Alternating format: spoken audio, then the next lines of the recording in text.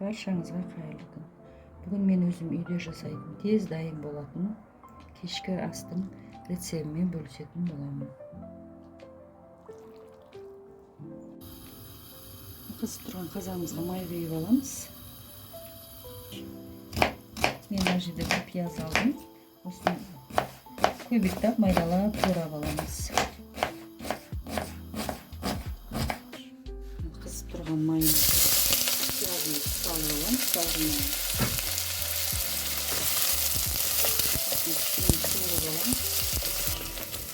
Пиязымызды кішкене қуырып алдық. Енді осыған мен майдалап турап алған етімді саламын. Турап жуып алдым. Кішкене аздап қуырамыз.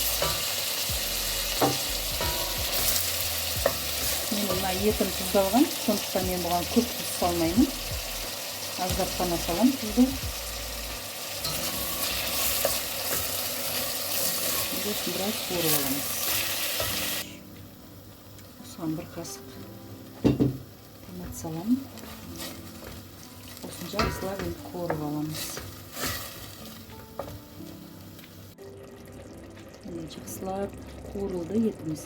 Енді осының үстіне шамамен бір 2 литрдай су құямын. Осының ішіне енді мен лавр жапырағын салып жіберемін. Енді қайнағанша қайнауын күтейік. Сәбізімізді майдалап, көбіктеп турап аламыз.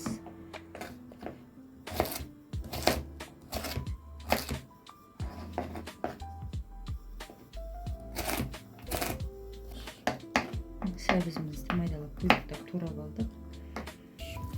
Біздің сорпамыз қайнап шықты. Осыны енді еті піскенше баяу отқа қоямыз. Енді етіміз пісті.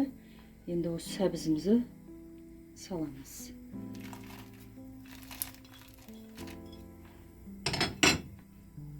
Ал енді бәрі сорпамыз дайын болды.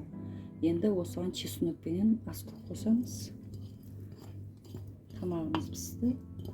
Бәрін араластырып 1 минутқа қойып қоямыз. Қақпағын